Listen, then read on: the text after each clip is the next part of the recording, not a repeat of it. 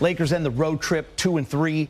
They drop to 4 games under 500 again. Tough loss. Listen, you're up 8 with 8 seconds left in that third quarter. McCollum comes down untouched for a floater. Jose Alvarado gets the steal, hits a 3. They got all the momentum in the world. Big game. Now you're only up 3, and they go on a 16-2 run. The Pellies outscore the Lakers by 16 in the second half. Over 5 minutes, only one field goal, that final 5 minutes and like 52 seconds, only one field goal by the Lakers until that late one from LeBron, and that was a pass by Pat Bev that went in. So just a breakdown, and Pellies got hot. Brandon Ingram was a beast, and Jose Alvarado changed the game around. Yeah, it's unfortunate that the Lakers have had a few games where they've really just stunk in the third quarter. They've had third quarters where they've given up 52 points before, 40 on another occasion. And tonight, they just didn't come out with their antennas up in the third quarter. They didn't go inside to AD. I thought they should have gone in and just wore them out inside after that. It was just not a pretty game. It's a game they should have won, and, you know, it just was an ugly second half. Fish, before you jump in, just to piggyback what Big Game said, because he and I were talking about it, you know, it was announced Billy Mack and there at the arena, Valanciunas was out. He wasn't going to come back for the fourth quarter. He had a great game with 18 and 14. In the first 6 possessions, 3 threes by the Lakers, no buckets. Then you got a fast break dunk by AD. Then it was 2 more misses and a turnover. That's 7 possessions. So not taking and at that point, you're now down in the game. Yeah, I mean, I think, you know, basketball is a game of runs, and after a good first half, the Lakers up 72-61. You know, the Pelicans, as they should, they're a good basketball team. They've obviously struggled recently, but they were at home, and they felt like they could win the game. So they come out and play a good third quarter. Darvin Ham counters, starts LeBron and Anthony Davis right away to start the fourth quarter after a poor finish to the third quarter. And the team, they didn't have the purpose and intention to start the fourth quarter of like, okay, now let's reestablish our dominance, our advantage. Let's either play through Anthony Davis specifically inside or through the mid-post.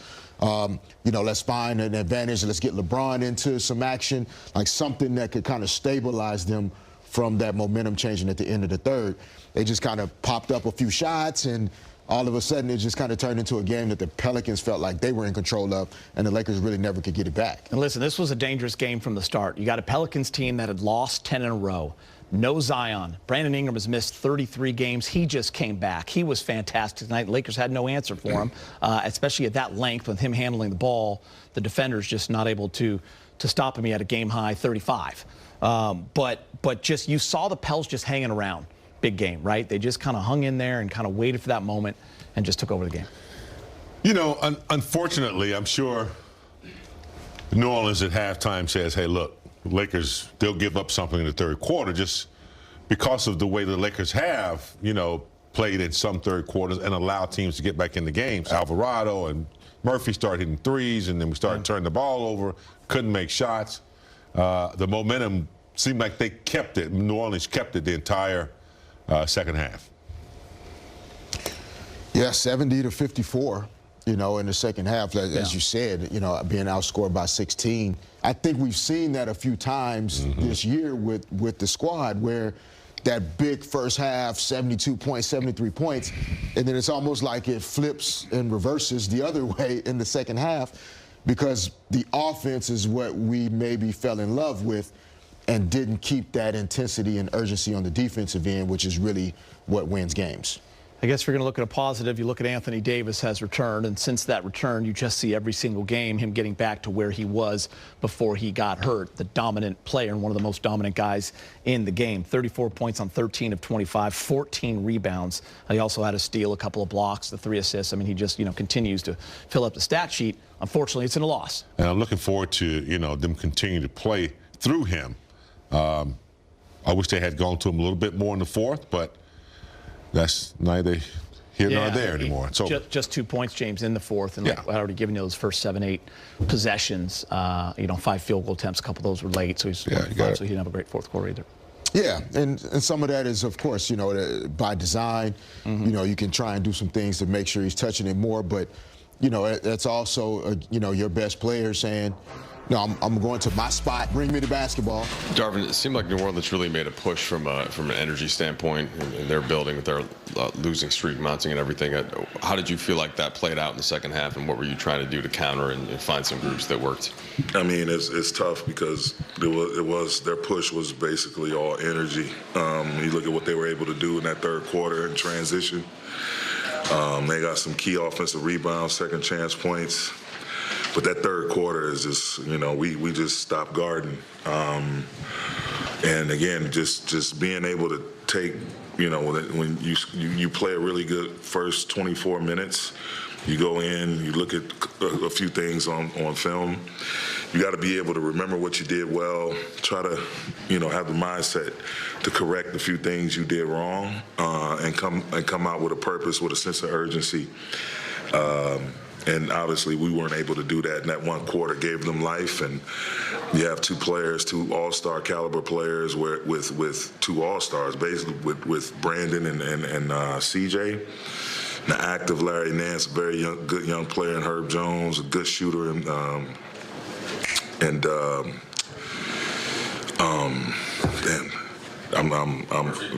Murphy. I'm sorry, I'm drawing a blank, but. Yeah, just being able to understand that and the way they got their points, and they got their energy was just, again, running out. And with us, missing maybe a layup or, getting discouraged or even celebrating after a made shot or something like that offensively, and they're just moving on to the next play and rushing it right back at us. And, it really was detrimental in that third quarter. You mentioned the last 5 seconds of that quarter, blow-by drive from McCollum, and then a bad inbounds pass. Yeah. How critical was that specific stretch in terms of momentum, and how much did you guys pregame discuss inbounds? Because that was a clip on the pregame tape. It was CJ's scout, and that was one of the things he highlighted in his pregame film was, Alvarado is similar to T.J. McConnell in that regard. Like he lurks around as you casually taking the ball out, and then boom, he just pops out of nowhere, and he was able to do that. And in that juncture of the game, it's disheartening, it's disappointing, but I mean, you just got to be aware. All antennas have to be up. You have to constantly, strive to improve possession by possession by possession on both sides of the ball. And we just, we had a lapse. We had a mental lapse. They had 6 points, I think, off of bad inbounds plays. Yeah. Or after makes. When you talk about self-inflicted wounds and stuff like that. The disappointment lags are part of it. Those are definitely go in the category of a self-inflicted wound where, someone hits a shot, we drop our shoulders and try to think about what went wrong, and then as we're casually throwing the ball in, they're playing on their toes, and at that point we're on our heels. So we just got to get better. We got to learn from this and get better. We don't have time to cry over spilled milk. These games, it's getting to the point where we got to win these games, and we have full control of the game. No disrespect to New Orleans, they're a hell of a ball club, and once they get Zion back, they're going to be a lot to deal with. And you saw tonight just the energy, CJ and Bi seeing the ball go in late, and then just getting in the rhythm. But we can't lapse. We got to understand how we got leads and how we took control of the game, and we have to sustain it and finish. If you scored, 42 points in one quarter, that'll make any coach scratch his head and want to come up with something new. But yeah, I mean, I don't know. I don't know whether the Lakers were a little fatigued after being on the road for a long time, and they got that big lead and just kind of, rode it in and allowed New Orleans to come back. But they have got to figure out a way, fatigue or not, to win games when they have leads, or at least play better. You can't give up 42 points in a quarter. That's just a thing, but that's hard to come back from. So they'll come home. A lot of excitement around LeBron, but they still got to keep their mind on what they need to be doing, and that's winning games. You guys surprised you didn't see Rui much? Big body. Fish hit it on the point. I mean, I don't know what coaches are thinking about. Sometimes they see something we don't see here. Yeah. But, you know, they had enough to win the game with what they had on the floor. They just didn't execute and play the type of defense, turn the ball over, that type of thing. So. Yeah, the matchups are tough in this game. With Brandon Ingram and McCollum, you know, you have to have two guys that you can really dedicate to them. And if LeBron plays 39 minutes and you don't want LeBron to have to cover Ingram, that means you have to have, you know, it's Pat Bev, it's Dennis, it's other guys that you feel like defensively can hold it down. And that means some other guys are going to suffer. I see your point, though. Yeah, I mean, 6'8", 7'2" wingspan. Yeah. I would have liked to have seen that, but, you know, Coach has to go with what he thinks is right for the team. Sure. You know, I remember when Derrick played, I mean, you know, they had Kobe, but Shaq was going to touch it in the fourth quarter. He was going to demand it. I know damn well we was going to Kareem in the fourth quarter, so I would have liked to see AD when you need a bucket, especially when Valanciunas went out of the game. But you know, it's the way they run their offense. You know, I'm 30 years removed, so I got to kind of understand what they're running. But hey, can't think about it. Come on home, refocus. Think about the good things that happened on the trip, which were some good things. Refocus, reboot, hang out with your family, and they got to win some games. All right, back to New Orleans. Russ speaking with the media. Russ, I just start by asking you how you're feeling, and when did you get clearance and find out that you were going to be able to play tonight? I'm feeling all right. I'm okay. I'm bad. Darvin said that you were going to come to the arena and kind of get examined and then determine whether you could go or not. When did you find out that you'd be in the game? Once I got here, I was fine. I was okay. We know that you like having a chance to impact the game late. How are you processing not getting much playing time late tonight? I got no process, man. I'm excited to go home, actually, to get back home, take my son to his game tomorrow, basketball game in the morning. So that's how I process it. Whatever decision that they make, that's up to them. I'll continue doing what I've been doing, being professional, coming to work, doing my job the best way I know how to. But I'm really how I'm processing it. I'm looking forward to taking my son to his game in the morning. Russ, just to clarify, I know sometimes you go to the bike in the tunnel. Didn't look like you were in the bench area for the closing minutes of the game. What was the reason? You answered it already. Was that where you were? You were on the bike. Come on, fellas. Is that you were on the bike? Yeah, let's just be real. We don't gotta make a thing out of it. I'm always on the bike. I got nothing. I'm all in. I've been all in since day one. I'm gonna stop you there. I've been all in since day one. I've got nothing. I'm very supportive. I'm a very supportive guy, teammate. Since I've been in this league, I compete every night. I do my job. When they ask me, I go out and compete. I make no complaints. I do what I need to do, and I'm grateful for an opportunity. If my number's called, I'm always ready. If it's not, I sit there and get warm because I want to make sure that I have an opportunity. So whenever it is called, I'm ready to go and not super stiff. So like however many games we play, anytime I'm not in the game, I'm not on the bench, I'm always on the bike every single time. So I want to, you know. I know trade rumors are nothing new to you. Do you feel added pressure coming toward the deadline with just your name circulating? No, I do not. That's not up to me. Like I said, man, I've known this as a business since I was 18, 19 years old. Since I got in, my dad taught me that at a young age, is when you get into this league, it's a business, and people make business, whatever decision that they make, and I make sure I'm ready professionally like I always have been and always will be. Russ, why do you think this team has at times struggled to keep focus? They scored, I think, 6 points today off of inbounds passes that they intercepted. I'm sure that was on the scouting report because they do that. Yeah, how disappointing is that? Like that, it seems like a little thing, but when you lose a game by 5. Yeah, I mean, you know, it's hard. I mean, I think everybody has their way of kind of focusing in the game and kind of focusing getting their minds prepared. I think it's just something that individually I think guys have to really pay attention to, especially when playing teams like this that got different things that they do consistently. Russ, the schedule has been a grind lately, just with all the games, all the different road games. I think there's only 8 games left, and of course, because of the All-Star break through the rest of February. What can you guys do to just kind of center yourselves the best to make a playoff push with where you are in the standings?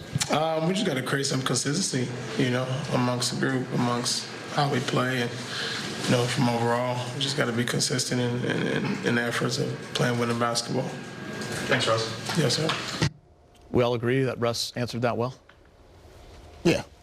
Yeah. I mean, it's a part of the job, so to speak, and to go up and answer the tough questions sometimes. I think, Russ handled that well. But sometimes it's just, I personally don't think certain questions have to be asked. In particular right after the game where the guys that competed in the game are at their, highest emotional levels, whether it's you're overly joyed and elated that you won, so you're high emotionally, or you're high emotionally because the team lost, or you didn't play well, or you didn't play in the fourth quarter. And sometimes I think that guys are being set up to answer a question poorly. Regardless of what he says, the question almost like sets up a poor answer. And so I think in this case, Russ kind of saw that that's what was happening, and he answered the questions to me as well as you can under the circumstances, and accepting the fact that this comes with the job. He gets it, but I don't know. I don't think there's a player in the league that doesn't want to be out there at all times and playing in the fourth quarter and closing. So when you're not, but I like just the way that he said, "Listen, I've been all in. Yeah. I've been all in all year, and we keep going." Right? Yeah. I mean, that's the truth. I mean, it's not obviously a lot going on, a lot of rumors. So well, I mean, it has to be asked. So. In the midst of all of that, trade rumors, this has been going on all year for him. He's had to answer to this type of situation, and no, Russ is not responsible for putting himself in the game nor taking him out. And he's always been riding that bike. He always stays warm. He's been doing that all season long. So just leave it at that. I mean, the coach put in the players he thought he felt comfortable with. Yeah. And, that's it. We know Russ performs when he's in the game. He's at a high level. So, yeah, I didn't too particularly. It wasn't so much about the game, per se. It was more personal. And to me, sometimes as a player, I'd just rather talk about the game than myself. Sure. It's just really hard to do what these guys do. And if you haven't been in that position before, you just have to be really careful on how you ask things or the way you try to tee up things, because you've never been there. And so there are just times where you don't ask me about my job or my future or what it is that may be going on with me, because that's not for you to ask me that right now. And you have to understand that from the other side of it. Sure. And I think sometimes that's where players get a little frustrated, because you haven't been in a position where you may have to explain to your kids why we have to move tomorrow. So don't ask me that on national television, man. Yeah. That's none of your business right now. Let me go home, spend some time with my son, talk to him, take him to his game, give me a chance to, and then we can talk about some of that other stuff. But don't do that right now. Well, AD, you used to kind of getting teams' best shot and best energy. Did again on this trip. How do you feel like with where you're at physically coming back and kind of where you guys are in the standings? How are you dealing with that as a team, and was that a factor at all tonight? Yeah, I mean, this is a tough one to lose tonight. Third quarter, 42 points in the third. Rebound and transition defense kind of been our whole kryptonite this whole season, and definitely beat us tonight. But credit, they made shots. They made some tough shots. Guys came off the bench and played well for them. We look at the standings. It's a big game for us when we move off a spot. And now we continue to chase. All these games matters to us. So tough one to drop, but 2 days regroup. Then got two You know, OKC's kind of the same way. You know, they play really well, can beat you. So we got to come in with a mindset of getting both at home and then go on the road and getting 2 more. Kind of along those lines, where is the sense of urgency? As you mentioned OKC coming up, but it's only 8 games the rest of February, and then you hit March. Where are you guys at with that? Very high. The sense of urgency is all-time high. Has to happen now. Guys know that. We got to be ready come whenever we play Tuesday. And put a streak together very quickly. AD, you know, Darvin was saying pregame, we got to find a way to win through all this hoopla with the record, the trade deadline. Have you seen that impact this locker room? No. Honestly, like I said before, after the Indiana game, I'm not sure if guys individually are thinking about it, but as a group, you know, no one is not giving off the energy of, you know, guys are thinking about that. I think the only thing that, you know, we're thinking about is a sense of urgency to climb up in the rankings. So as far as the trade deadline and all of that, I don't think that's in no one's mind. If it is, you got to flush it, think about it at home or wherever you go. But, you know, when you're between the lines and we got a game, then we got to focus on winning. This group doesn't have a ton of experience together. Obviously, you and LeBron have been together for years now, but the group hasn't. Do you make you wonder how you will respond? I mean, this had to be one of the tougher losses of the season. So how you respond as a group? Up there with Boston, actually behind Boston. So for me, don't know if it's an experience, you know, some plays on my part for sure tonight. Defensively, just got to have a sense of urgency as a team. I think offensively we're fine. You know, we can score. We just don't get enough stops. And I don't think whether you're inexperienced or not, you know, that's all energy and effort. You know, commitment to keep your man, to guard the ball, keep your man in front. I don't think inexperience has nothing to do with that. It's just about pride on your defense, on the defensive end.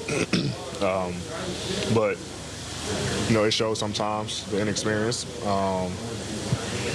the lack of experience we've had as a team. You know, whether it's injuries and, you know, guys just coming back. A couple of these guys, you know, coming back off injury for a whole year, you know, trying to get, you know, filled back still. So we got to find a way. You know, there's no excuses. No one's feeling sorry for us. So we definitely can't feel sorry for ourselves. How drastic of a momentum swing was end of the third, start of the fourth, and especially like at the end of a long road trip? Like, did you feel like that kind of snapped you a bit? Yeah, I mean, it was a tough play. Up 7, you know, cut us to 3 or whatever it was. I don't even remember, but up 6. You know, get a chance to go up 8, possibly 9. Come down, outlet pass gets stolen by Alvarado, hits a 3. You know, give him momentum, give him confidence, give him confidence. I think he had like 19 or something tonight. He played well. I mean, we let, you know, their main guys beat us and their role players. So it's tough for us, but it was a big swing.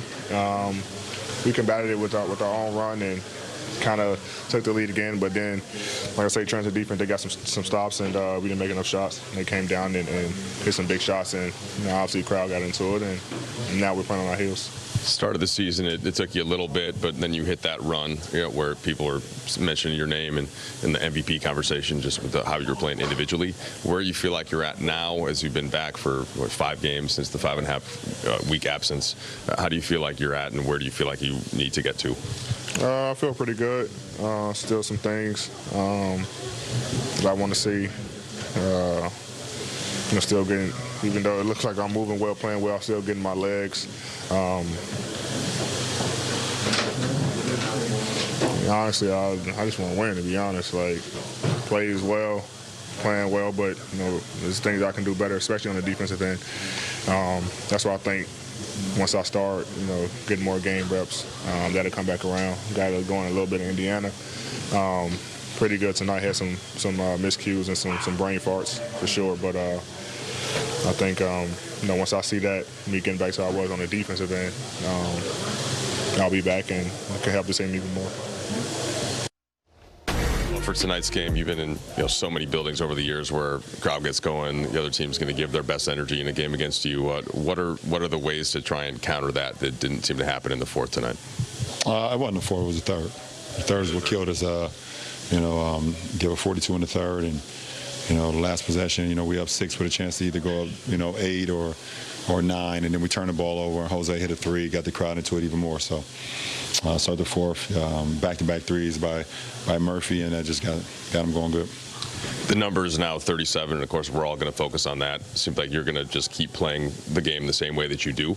But as you now go home 2 straight games, does that continue to be the mindset, or how are you feeling about it? I just want to win, and play the game the right way.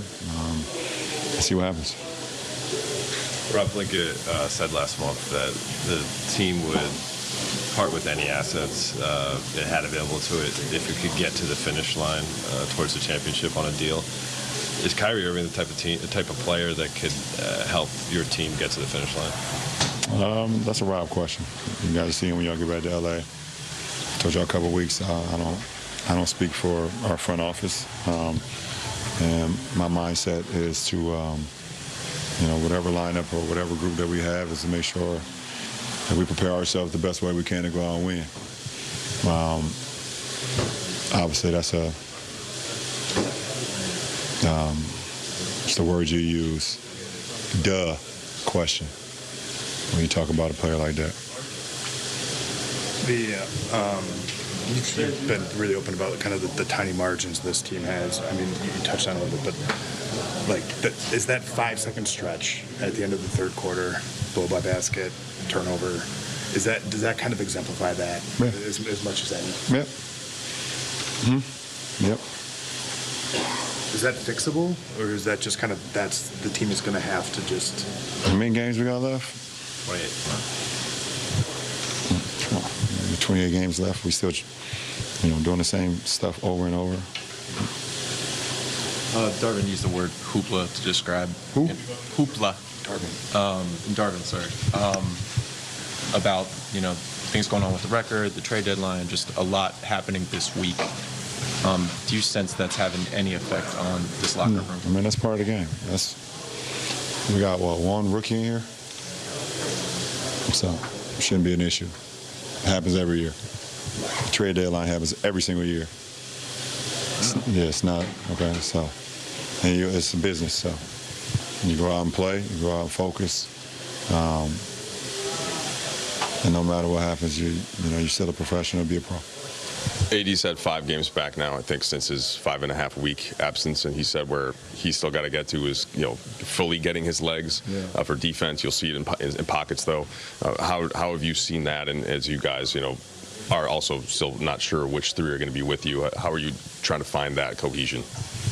I know you got it with AD, but with the rest of it. Yeah, of course. I mean, that's easy for me, getting back on track with AD, but. Our lineups have shifted a little bit now, and we're just trying to figure out what our lineups look like, starting lineups, rotation. So, just guys got to be prepared and ready for whatever. I know you prepared to make yourself available for your team, but you played 40-plus minutes, 3 of your 4 games on this road trip. Is that a number that could catch up as we go down the stretch? No, I mean, it's catching up right now. I'm tired as hell. But I'll be ready to go on Tuesday. All right. Thank you.